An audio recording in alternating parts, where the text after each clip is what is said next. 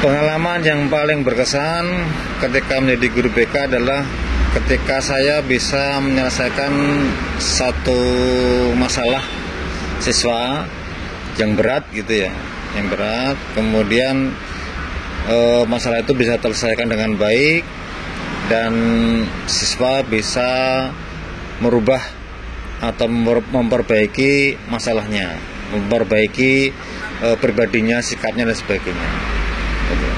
Karena bagi saya guru BK ini ya, guru yang mungkin bisa dikatakan itu guru yang unik begitu.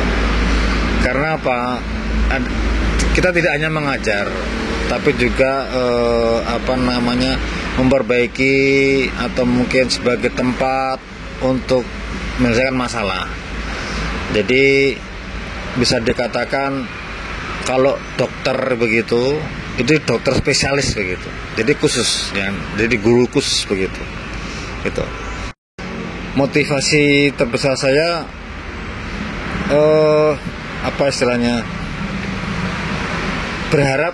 berharap bahwa siswa itu tidak mempunyai masalah yang berat. Masalah pasti ada, tapi motivasi saya harapkan siswa itu tidak mempunyai masalah-masalah yang berat.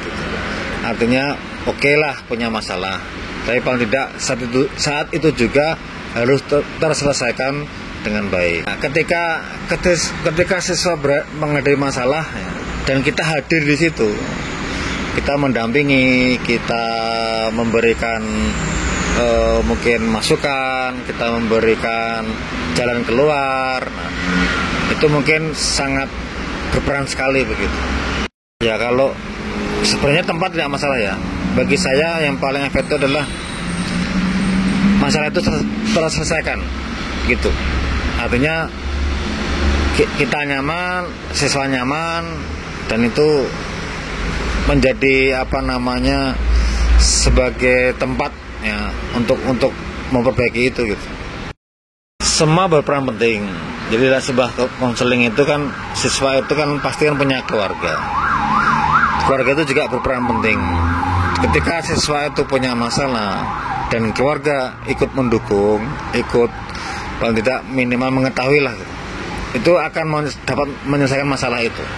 Tapi kalau keluarga tidak ada dukungan, ya itu pasti akan berhenti di tengah jalan. Masalah itu akan pernah selesai. Jadi masalah itu harus kita selesaikan, duduk bersama guru BK, siswa dan keluarga. Itu harus duduk bersama begitu. Kalau masalah itu memang harus terbuka. Selama siswa itu tidak bisa terbuka, ya masalah itu nggak pernah selesai. Harus jujur, terbuka, dan kita juga punya kode etik ya. Jadi artinya semua masalah itu akan dirahasiakan. Ya pada kata mereka memang banyak ya. Kita bisa harus mengetahui karakternya dulu. Ya, jadi siswa ini karakternya seperti apa? Pendekatannya kan beda. Ya, jadi kalau misalnya yang perempuan dengan yang laki-laki itu pendekatannya beda. Ya, apalagi kalau yang laki-laki harus bagaimana, yang perempuan harus bagaimana, masalahnya seperti apa, akan beda. Jadi akan kita sesuaikan dengan siswanya, ya jenis kelaminnya, kemudian masalahnya seperti apa, itu pendekatannya harus disesuaikan.